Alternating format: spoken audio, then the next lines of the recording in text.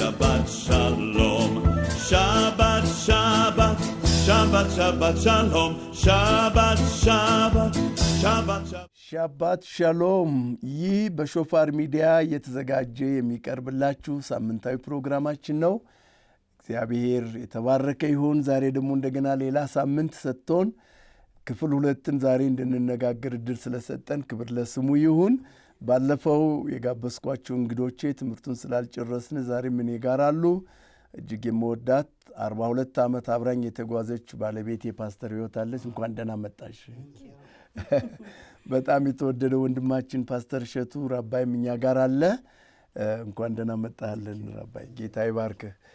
ጌታ ይባረክ። ቅዱሳን አያምሹር ባለፈው ሳምንት በነበረን ፕሮግራም የመጀመሪያውን ዋና ዋና ሐሳብ መግቢያውን እንደተከታተላችሁና በትክክልም ደግሞ የእግዚአብሔርን ቃል ለመረዳት አይናችሁን እንደከፈተ እርግጠኛ ነኝ። እንግዲህ በኮሜንት እንድሰጡን በዩቲዩብ፣ በፌስቡክ፣ በቲክቶክ ይህንን ለሚያምኑሁ ለማያምኑም ሁሉ እንድታስተላልፉ አብራችሁ እንድታገለግሉ አደራ እንላችኋለን። እንግዲህ ባለፈው ሳምንት እንዴት አብርሃም እንደተጠራ በተለይ ደግሞ በመታዘዝ እና በእምነት ያገኘውን መሐላዊም ኪዳን እንዴት ኤሎሂም እንዳከበረው ትንሽ ከአዲስ ኪዳንም አንዳንድ ሐሳቦችን ወስደን ተነጋግረናል። ግን እንደዚሁ እየቆየ እየሰፋ ነው የሚሄድ። በዚህ አጋጣሚ ልነግራቸው የምፈልገው የአብርሃም ኪዳን ዘላለማዊ ነው። ስለዚህ በብሉይ ኪዳን ያበቃ አይደለም። ብሉይ ኪዳንም ደግሞ ያበቃ የእግዚአብሔር ቃል አይደለም። ዛሬም ያው ነው፣ ይሰራል። እንደ አዲስ ኪዳኑ ሁሉ የብሉይ ኪዳኑም መሐላ ዛሬም ይሰራል። እሱን እንድታስቡ እንፈልጋለን። እንግዲህ ምናልባት ፓስተር እሸቱ ካለፈው ሳምንት የሚጨምረው ነገር ካለ፣ ፓስተር ሕይወትም ከሌለ ዘፍጥረት 17ን መነሻ አድርገን ወደ ዛሬው ሐሳባችን እንሄዳለን። ቁጥር 7ና 8ን በእኔና በአንተ ከአንተም በኋላ ከዘርህ ጋር ከትውልድ እስከ ትውልድ የዘላለም ኪዳኔን እመሰርታለሁ። በዚህም ያንተና ከአንተም በኋላ የዘርህ አምላክ እሆናለሁ። ይህችን አሁን በእንግድነት የምትኖርባትን ከነዓንን በሙሉ ለአንተና ከአንተም በኋላ ለዘርህ ለዘላለም ርስት አድርጌ ምድሪቱን እሰጣችኋለሁ፣ አምላካቸውም እሆናለሁ። የሚገርም ነው ይሄ ቃል። እኔ እንደገና ሳየው ይሄ ዘላለም የሚለው በተለይ ለዘላለም የሚለው ለአንተ ብቻ አይደለም፣ ለዘር ብቻ ለዘርዘር ይልና ለዘላለም ሲል የሾዋ የመጣው ከዛ ነው አይደለም። ተመልሶም የሾዋ የሚመጣው እዛው ከነዓን ነው። ይህ ዘላለማዊ የሚለው ነገር በጣም በጣም ሰፊ ነገር ነው። እስቲ ፓስተር ምን ታስባለህ በዚህ ላይ? ይሄ በጣም አስፈላጊ ነው። ብዙዎች መጀመሪያ መግቢያችንም ላይ እንደተናገርከው ብዙዎች ሚስ የሚያደርጉት እንደውም በተለምዶ ምን ይባላል፣ ብሉይ ኪዳን የእስራኤል መጽሐፍ ነው፣ አዲስ ኪዳን ደግሞ የቤተ ክርስቲያን መጽሐፍ ነው። እግዚአብሔር በብሉይ ኪዳን ከእስራኤል ጋር ሰርቷል፣ በአዲስ ኪዳን ከቤተ ክርስቲያን ጋር ሰርቷል የሚል አመለካከት አለ። ምክንያቱም ኪዳኑ ዘላለማዊ እንደሆነ ካለመረዳት ነው። በመሰረቱ ግን እግዚአብሔር ከአይሁድ ሕዝብ ውጪ ኪዳን ገብቶ አያውቅም። እንደ ሕዝብ ከአንድም ሕዝብ ጋር ኪዳን ገብቻለሁ ብሎ ኪዳን የገባበት ዘመንም ጊዜም የለም። ራሱ አዲሱን ኪዳን በተመለከተ ኤርምያስ የነገረን ምንድን ነው? ከእስራኤል ቤትና ከይሁዳ ቤት ጋር አዲስ ኪዳን ምገባበት ወራት ይመጣል። አባቶቻቸውን ከግብፅ እጃቸውን ይዤ ሳወጣ እንደገባሁት አይነት ኪዳን አይደለም። ያኛው ሕጉን በድንጋይ ላይ ጽፌ ነበር፣ አሁን ግን ሕጉን በልቦናቸው ላይ ጽፋለሁ ብሎ ኤርምያስ 31 ላይ አዲሱን ኪዳን ከእስራኤልና ከይሁዳ ቤት ጋር ነው ምገባው ብሏል።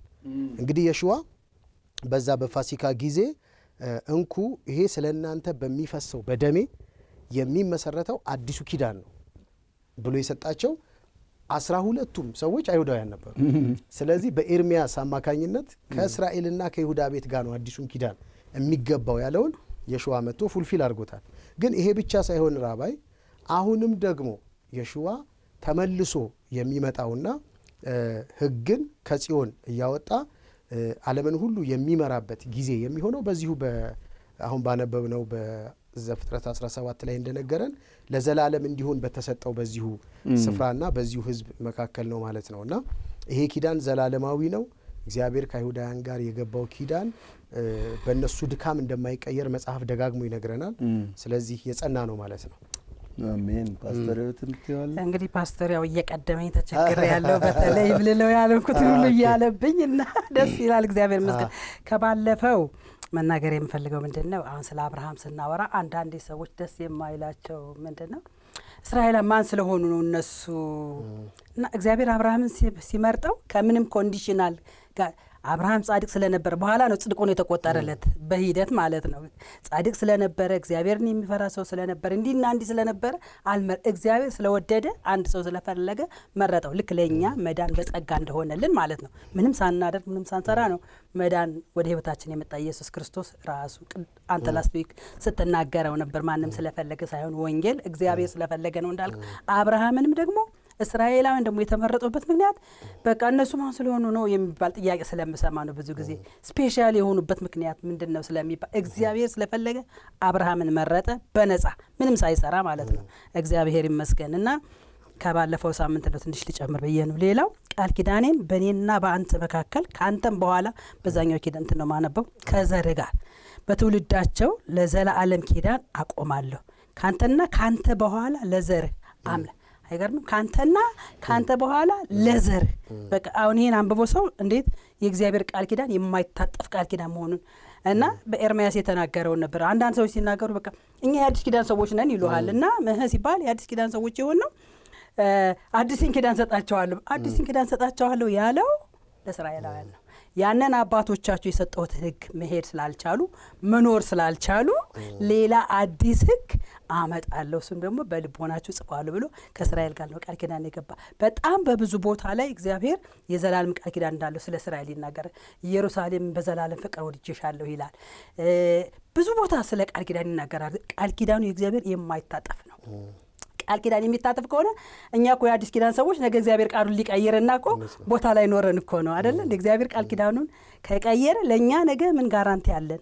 ስለዚህ አብርሃምን የወደደበት ቃል ኪዳን ለዘላለም ነው ካለ እግዚአብሔር ለዘላለም ነው። 4 ነጥብ በቃ ይሄን ነው አምነን መቀበል። እምነትም የሚያስፈልገው ለዚህ ነው። ጌታ ይባርካችሁ። ያው እየቆየን በደንብ ጠልቅ እያልን ስለምንሄድ ነው እንጂ ይሄንን ሀሳብ ያለ መረዳት ነው ወደ ሪፕሌስሜንት ቴዎሎጂ ያመጣውና ብዙ አይሁዳውያንን እንዲጨፈጨፉ በምድር ላይ ያደረገው።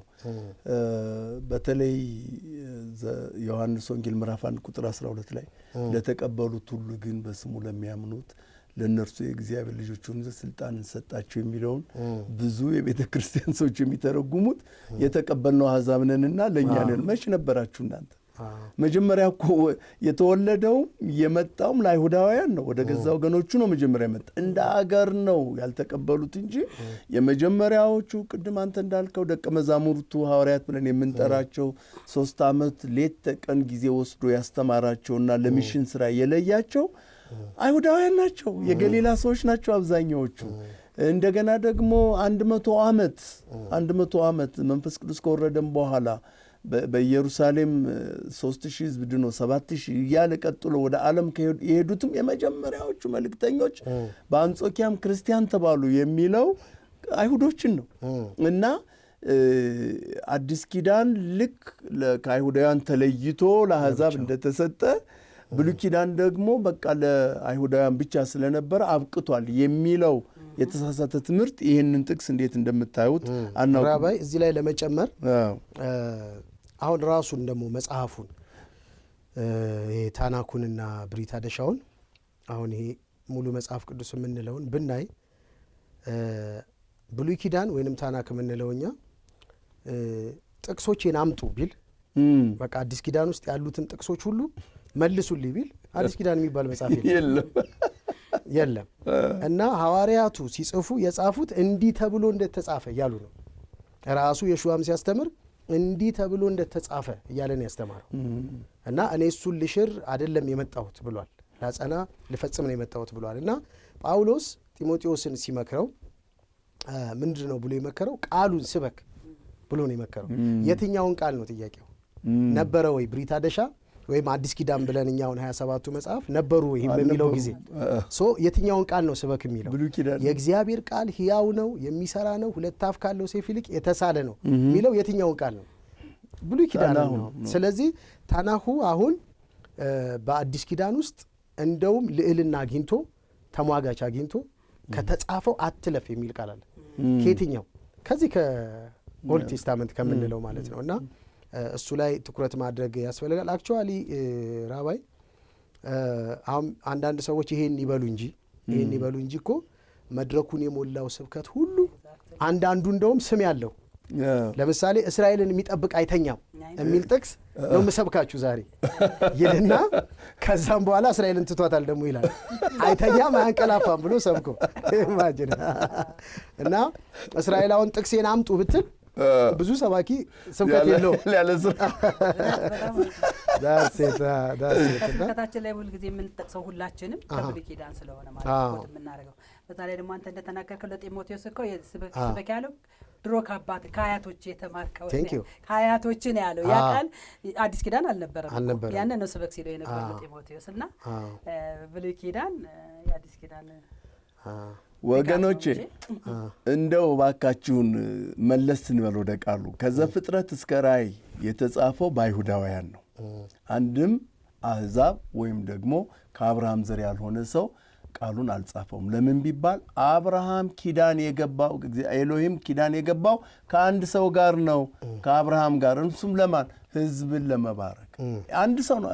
ልክ አዳምን እንደፈጠረና በአዳም ደግሞ ምድር በሙሉ እንደተሞላች አንድን አብርሃምን ሌላ አዳም ፈጥሮ ማለት ነው በኪዳን ያንን ኪዳን አጽንቶ ነው ሐዋርያቱ፣ ነቢያቱ፣ ነገስታቱ፣ ካህናቱ፣ የሽዋ እንደገና በሰማይም የምናገኛቸው እነዚህ በሙሉ የኪዳን ልጆች ናቸው። ኪዳን ደግሞ እንዳልኳችሁ ትልቁ ነው ኪዳን የሚገባው ለትንሹ።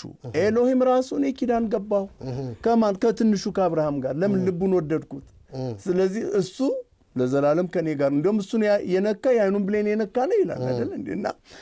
ስለዚህ ባካችሁን ይሄ አንዳንድ ጥራዝ ነጠቅ የሆኑ ሰባኪዎች ይቅርታ ይህን ቃል ስናገር የሚሰብኩትን በመድረክ ላይ የእስራኤል ጥላቻ አትቀበሉ። እሱ ነው መርገም ወደ ቤታችሁ የሚያመጣው። በጤናችሁ ላይ፣ በኢኮኖሚያችሁ ላይ፣ በቤተሰባችሁ ላይ፣ በትዳራችሁ ላይ በጣም ችግር ያመጣል። ምክንያቱም አሁን ሰባቱን የአብርሃም በረከት እናያለን። ከዛ በፊት ግን አንድ ቃል እናንብና ወደ ሰባቱ በረከቶች እንላለን። ዘፍጥረት 22ን ፓስተር አንዴት አነብልን። ዘፍጥረት 22 ቁጥር 17ና 18 ነው። እባርክሃለሁ፣ ዘርህን እንደ ሰማይ ከዋክብት እንደ ባህር ዳር አሸዋ አበዛዋለሁ፣ ዘሮችም የጠላቶቻቸውን ደጆች ይወርሳሉ። ቃሌን ስለሰማህ የምድር ሕዝቦች ሁሉ በዘርህ ይባረካሉ። ዋው የሚገርም ነው። ሌላ ትርጉም ነው ያለሽ ፓስተር? እስቲ አንቢ ውስጥ በእውነት በረከትን እባርክሃለሁ፣ ዘርህንም እንደ ሰማይ ከዋክብትና እንደ ባህር ዳር እንዳለ አሸዋ አበዛዋለሁ፣ ዘርህም የጠላቶቹን ደጅ ይወርሳል። የምድር አሕዛብ ሁሉም በዘርህ ይባረካሉ፣ ቃሌን ሰምተሃልና። የሚገርም ነገር እኮ ነው። በጣም ኃይለኛው ቃል እዚህ ላይ ምንድን ነው ብላችሁ ታስባላችሁ? አሁን እዚህ ላይ ጌታ ከተናገረው ውስጥ እንደው በጣም እንትኑ ዋናው የምትሉት ቃል ምንድን ነው? እዚህ ውስጥ ዘርን የጠላቶችን ደጅ ቃሌን ምን ብለሃል? ዋ በቃሉ ውስጥ ኃይል አለ። በቃሉ ውስጥ ብርሃን አለ። በቃሉ ውስጥ ትንሣኤ አለ። በቃሉ ውስጥ የሌለ ነገር እንዲኖር ያደርጋል። ማንን ሰምተሃል? ቃል ራስን ያስኪዳል። ቃል አገርን፣ ቤተሰብን፣ ቋንቋን፣ ባህልን ሁሉ ያስተዋል። ቃል እውነተኛ ቃል። ስለዚህ እዚህ ላይ በእርግጥ የሚለው በክሌት በዕብራይስጡ ወይም ደግሞ በኢሜት የሚለው በቃ ምንም ወዲያ ወዲህ ሊል የማይችል የጸና ቃል ይለለ በቃ የጸና ምንም ወዲህም የማይል በቃ አንድ የሆነ በዚህ ነው ላንተ የማልኩልህ እሱም ደግሞ ለዘር እና ተመልከቱ እስቲ አሁን ፍጥረት ከተፈጠረ ጊዜ ጀምሮ የዓለም ሕዝብ በሙሉ አይሁዳውያን ተበትነው ነው ብርሃን የሆኑት። የትም ቦታ ወደ አረብ ሀገር ብትሄድ ወደ ኤዥያ ብትሄድ ያልተበተኑበት የለም። ለምን? አቴም ኦር ለጎይም እናንተ ለአሕዛብ ምንድናችሁ? ብርሃን ናችሁ። ኦኬ ሕጉን ተመልከት። አሁን ሌላ ጊዜን በእርግጥ የቆየን እንመጣለን እንዴት ሕጉን እንደተቀበሉ እንጂ 10ቱ ትእዛዛት 5ቱ ከኤሎሂም ጋር ሰው ያለውን ግንኙነት እንዴት እንደሚያደርግ 5ቱ ደግሞ የሞራል ሕግ የምንላቸው ከሰው ጋር እንዴት መኖር እንደሚችል የሚያሰለጥ እነዛ እኮ የምድር ነገስታት ሁሉ የሚገዙበት እየተገዙበት ያለ ሕግ ነው። ይሄኛው ለእስላም ብትል ለሚያምን ለማያምን ኢቭን ኤቲስቱ ሁሉ የሚመራበት ህገ መንግስት ከነዚህ 10 ትእዛዛት ነው የወጣ። እንግዲህ አቴም ኦር ለጎይም የሚለው ይሄ ነው። ኦኬ እንግዲህ በዚህ ላይ የምጨምሪው ሌላ ምንድነው ሐሳብ ካለ? ሁልጊዜ ያው ብሉይ ኪዳን የአዲስ ኪዳን ጥላ ነው እንደምንለው ማለት ነው። አሁን እዚህ ጋር ዘርህም የጠላትን ደጅ ይወርሳል ይላል መጽሐፍ ቅዱስ ሲናገር። ማቴዎስ ወንጌል ላይ ስንሄድ ስለ ጌታ ኢየሱስ ክርስቶስ የትውልድ ሐረግ ሲናገር የዳዊት ዘር የአብርሃም ዘር ብዙ ዘር ጠቅሶ አብርሃም ዘር ይላል ማለት ነው። እና ጌታ ኢየሱስ የአብርሃም ዘር ነው። ጌታ ኢየሱስ ነው ጠላትን የወረሰው ዓለምን ሰይጣንን የረገጠ። ያው በዘፍጥረት ላይ ባለፈው ሰው በኃጢአት ሲወድቅ እግዚአብሔር ከሰው ጋር እንደገና ሪሌሽንሺፕ ቢልድ ለማድረግ ከሴቲቱ ዘር የሚወለደው ያድንሃል አለው አዳምን።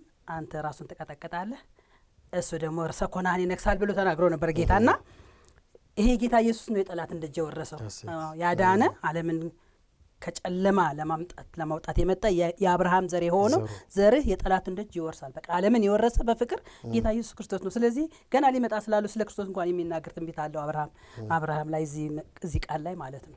እውነት ነው። እዚች ላይ ለመጨመር ራባይ ይሄ ክፍል አሁን ያነበብነው ዘፍጥረት 22 በጣም የሚያስገርመኝ ክፍል ነው እና ቀድምም ይሄ ለክለካ ያልነው ደግሞ የተከናወነበት ክፍል ነው።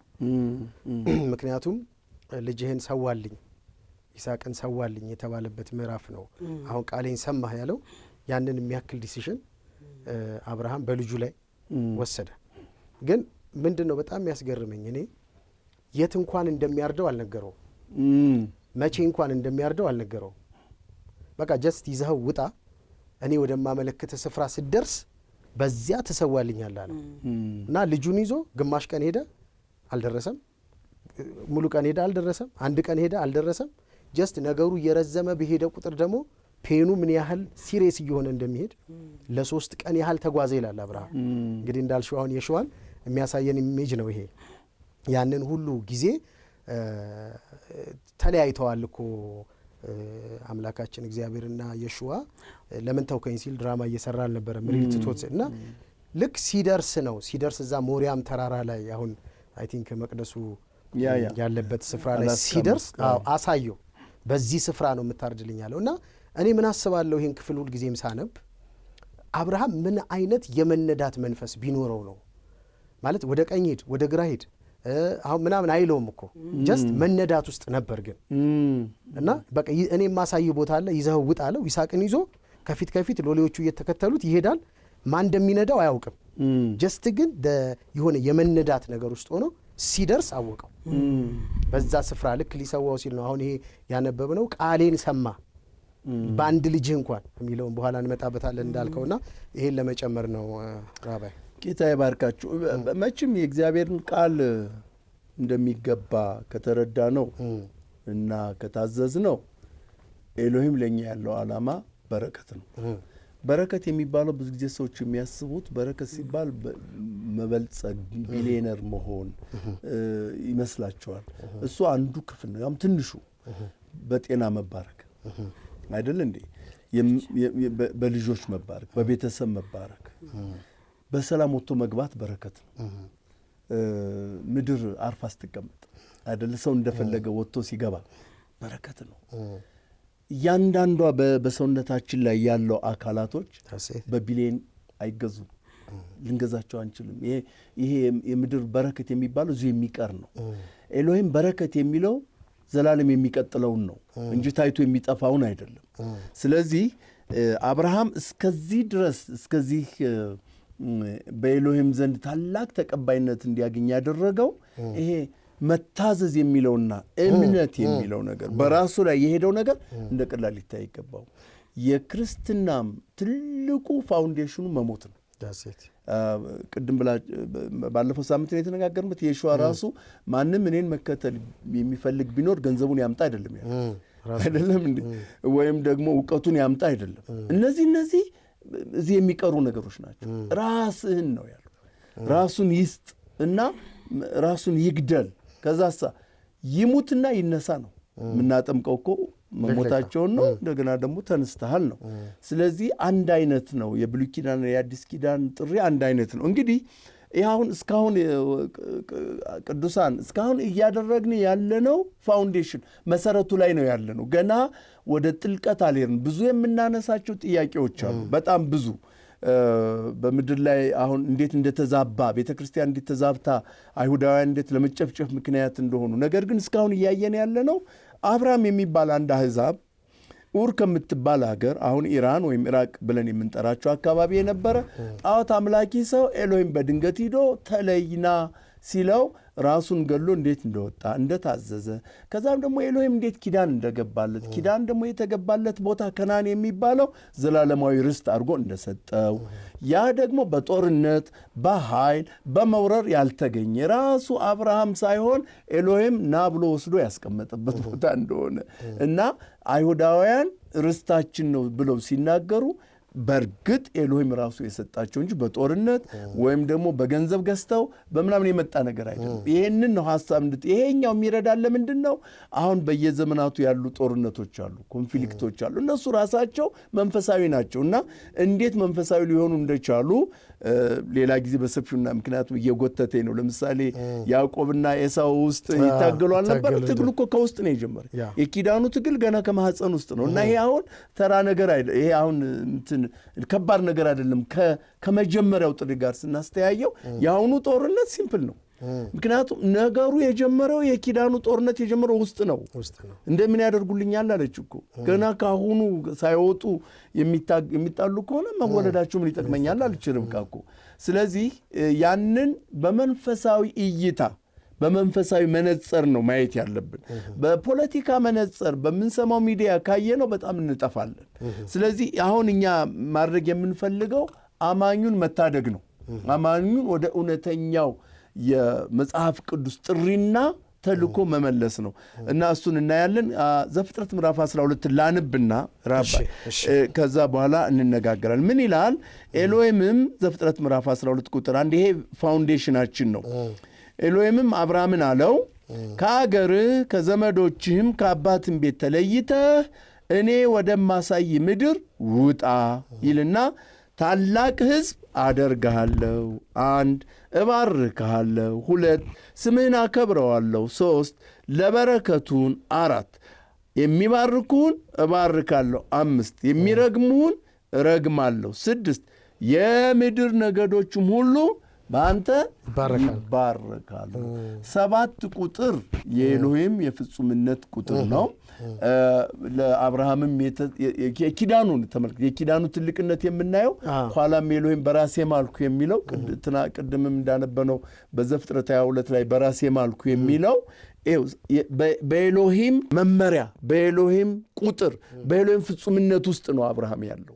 በሰው ማንነት በፖለቲካ በምናምን የሚያዝ አይደለም። እነዚህን ነው እንግዲህ የምናየውና ቅድም ፓስተር ሕይወት እንዳለችው ሌህ ለሃ የሚለው የዕብራይስጥ ቃል ግደል ራስህን ነው። ከዚህ ቀደም ያወቅከውን የሰማኸውን የተለማመድከውን ያደክበትን ባህሉን ትምህርቱን እምነቱን ሁሉን ተውና ስታርት ፍሮም ስክራች ፍሮም ዚሮ ከዜሮ ጀምረ እንደገና ምን በል ተነሳ ነው። ኤሎሂም ከኤሎሂም ጋር ከዜሮ ስለጀመረ እስካሁን የማያቆም ለዘርዝር የሚሆን ዘላለማዊ ኪዳን ተሸክሞ ይዞራል። እሱን ነው ለእኛም ለቤተሰቦቻችን ማድረግ ያለብን። አንድ የኪዳን ሰው ከተገኘ ምድር ትፈወሳለች። አንድ የኪዳን ሰው በምድር ላይ ኤሎሂም የሚወደው ነገር ካለ ትውልድ እየበዛ ሄዳል፣ እየሰፋ ሄዳል። ስደተኛ አይሆንም፣ ረሃብተኛ አይሆንም፣ እርስ በርስ አይዋጋም። ይሄንን እንግዲህ ከራሳችን አገር ጋር እያነጻጸርን እናየዋለን። በዚህ ላይ እንግዲህ እንጀምር። ከመጀመሪያው ጀምሩ። ምን ማለት ነው ይሄ ቃል? ወደማሳየ ወደሚለው ብዙ ስለያየ ነው። ታላቅ ሕዝብ አደርግሃለሁ ይላል። የመጀመሪያው በረከት ምን ማለት ነው? ምናልባት በሱ እኛው አንብልን። ታላቅ ሕዝብ አደርግሃለሁ ደግሞም እባርክሃለሁ ይላልና የመጀመሪያው በረከት የግሬት ኔሽን የሚለው ታላቅ ሕዝብ አደርግሃለሁ ነው።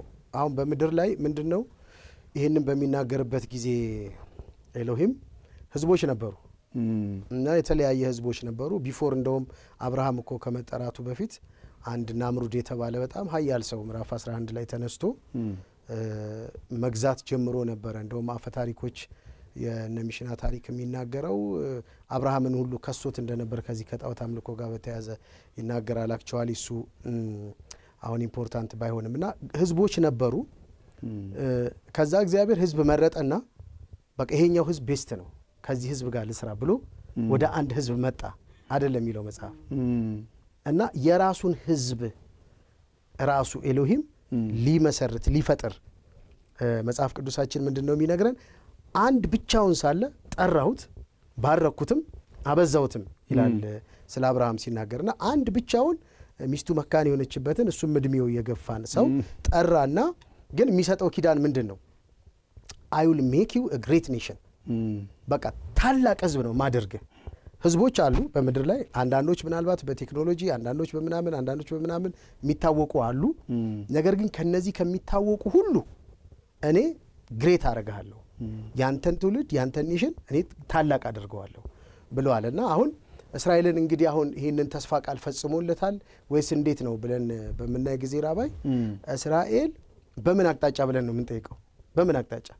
ለምሳሌ እምነትን አሁን እምነት ሃይማኖት የሚባለውን ብናነሳ የአብርሃም ዘር ሃይማኖት የሚባሉ 3 አይደሉ? ጁዳይዝም፣ ክርስትና፣ እስልምና። እነዚህ እምነቶች ቢጠፉ በምድር ላይ ኦልሞስት እምነት የለም እስከሚባል ድረስ ሊሆን ይችላል። በእምነት ትልቅ ተጽዕኖ ነው ያመጣው የአብርሃም ዘሮች በቴክኖሎጂ ቢሆን በትምህርት ዘርፍ ቢሆን በሳይንስ ቢሆን በየትኛውም አቅጣጫ ታላላቆች ናቸው። እና ታላቅነት ያለው አሁን ቅድም እንዳነሳው በመታዘዝ ውስጥ በሚጀምር ራስን በመግደል ራስን በመካድ ውስጥ በሚመጣ ውጤት የሚገኝ ነገር ነው። ታላቅነትን የሚሰጠው ራሱ አምላካችን እግዚአብሔር ነው። ስለዚህ አብርሃም አሁን የማይታወቅበት ምድር የማይታወቅበት ህዝብ የማይታወቅበት ቦታ የለም እና ታላቅ ከመሆኑ የተነሳ ማለት ነው። አይኖ የመጀመሪያ እንትናችንን ፕሮግራም ልናጠቃልል ነው፣ ግን 1 ደቂቃ ልስጥሽ የምትይው በዚህ ሀሳብ ላይ እሱ ፓስተር እሸቱ ስለተናገሩ ባልናገርም ችግር የለውም። ግን እኔ አሁን ታላቅ ህዝብ ሲሰው የህዝብ ብዛት ቆጠር አድርጎ ያስበዋል። በይሁዲዎችን ስንመለከት በጣም ጥቂት ህዝቦች ናቸው። እግዚአብሔር እንደተናገረ እንደ ምድራሹ ቢልም ግን ህዝቡን ስትመለከቱ በውጭም ሀገር ያለው 7 ሚሊዮን በእስራኤል ውስጥ ያለው 9 ሚሊዮን ህዝብ ከዓለም ካለው 7 ቢሊዮን ህዝብ ጋር ሲወዳደሩ በጣም ምንም ናቸው። ግን ታላቅ አደርግሃለሁ ወይም ደግሞ ስምህን አከብረዋለሁ አገነዋለሁ ያለው ቅድም አንተ እንደተናገርከው እስራኤል ያልገነነችበት የማትጠራበት ቦታ እና ጊዜ የለም። ለምን ሲባል እግዚአብሔር በእውቀት በጥበብ በሞገስ በብዙ ነገር ታላቅ አድርጓት ስለሆነ ማለት ነውና እግዚአብሔር ታላቅ አድርጋለሁ ያለው የሰውን ቁጥር ሳይሆን ይሄ በሚያደርጉት አጭር ጊዜ ነው ስላሌላ ቋርጠው ጌታ ይባርካችሁ ቅዱሳን። መችስ የትምህርት እንዳልኳችሁ ዝም ብለን 2 ሰዓት 3 ሰዓትን ብንቀጥል የሚያቆም አይደለም፣ በጣም መሰረታዊ ስለሆነ ማለት ነው። ልብ በሉ አብርሃም የተጠራው ኤሎሂም ራሱ ፈልጎት እንጂ አብርሃምን ፈልጎ አይደለም። ጌታ ወደኛ ሲመጣ እኛ ፈልገነው ሳይሆን ራሱ ፈልጎ ነው። የማዳን ጸጋ ከላይ ነው የሚመጣው ከታች አይደለም። ስለዚህ አሁን እየተከታተልን ያለነው የአብርሃምን ጥሪ ነው እያየን ያለነው። በዚህ ጥሪ ውስጥ የምንሰጣችሁን ጥቅሶች እንደገና እየጸለያችሁ አንቧቸው። ጌታ አምላክ ደግሞ ይባርካችኋል። ይሄንን የሾፋር ሚዲያ ለሌሎቹ አስተዋውቁልን። በቲክቶክ፣ በፌስቡክ፣ በዩቲዩብ ኮሜንት ስጡን እና እናሻሽላለን። ነገር ግን ይሄ ትምህርት ቀጣይና እንደገና ትውልድን የሚያስመልጥ ትምህርት ስለሆነ በጽሞና እየጸለያችሁ እንድትከታተሉት እንፈልጋለን። ከፖለቲካው ዓለም ውጡ። ይሄ በእስራኤል በሚድል ኢስት እየሆነ ያለውን ነገር እሱን እንመጣበታለን። ምንጩ ምን እንደሆነ መነሻው ምን እንደሆነ ጦርነቱ ከማን ጋር እንደሆነ እናየዋለን። አሁን ግን በንጹህ ልብ የእግዚአብሔርን ቃል በንጹህ ልብ ጥሩት አይደል የሚለው ፍቅርን አጥብቀህ ተከታተል እንደሚለው የእስራኤልን በመውደድ ለኢየሩሳሌም ሰላም ጸልዩ ስለሚል ደግሞ እየጸለያችሁ ልማቷ በረከቷ ወደ እናንተ እንዲመጣ እሱ ላይ እናደፋፍራችኋለን። በተረፈ ምናልባት የታመማችሁ ብትኖሩ በኢየሱስም ፈውስ ይሁንላችሁ። ጭንገፋ ይመታ በኢየሱስ ክርስቶስም። የድህነት መንፈስ ቢኖር ዛሬ የተሰበረ ይሁን። እግዚአብሔር አምላክ ቃል ተናገር ብሏል። ቃል እንናገራለን። በጥያቄያችሁ ሁሉ ኤሎሂም መልስ ይሆናችሁ። የኢየሱስ ደም በያላችሁበት ዛሬ ኃይልን ወደ እናንተ አምጥቶ ካላችሁበት ከማንኛውም እስራት ይነጻ ያውጣችሁ ተፈቱ በኢየሱስ ባረኳችሁ ይባርከከ አዶናይ በይሽመረሃ ያኤር አዶናይ ፓና በለኻ በይሆንሃ ይሳ አዶናይ ፓና በለኻ በያሲምልሃ ሻሎም ኤሎሄም ይባርካችሁ ይጠብቃችሁ ኤሎሄም ፊቱን ያብራላችሁ ይራራላችሁ ኤሎሄም ፊቱን ወደ እናንተ ያንሳ ሰላምን የሚስጣችሁ ሁሉ ጊዜ ልብሳችሁ ነጭ ይሁን ቅባትም ከራሶቻችሁ ላይ ይታጣ ዘራችሁ የጠላት እንደጁረስ የረገጣችሁት ይወረስ የእጆቻችሁ ስራ ይባረክ የኤሎሄም ክብር ይቅደማችሁ የኤሎሄም ሞገስ ይከተላችሁ ፍሬያማ ሁኑ ለምልሙ በሸም የሽዋ ህዝቡ ማለ አሜን Shabbat shalom Shabbat shalom Shabbat Shabbat Shabbat Shabbat shalom Shabbat shalom Shabbat shalom Shabbat Shabbat Shabbat Shabbat shalom Shabbat Shabbat Shabbat Shabbat shalom Shabbat Shabbat Shabbat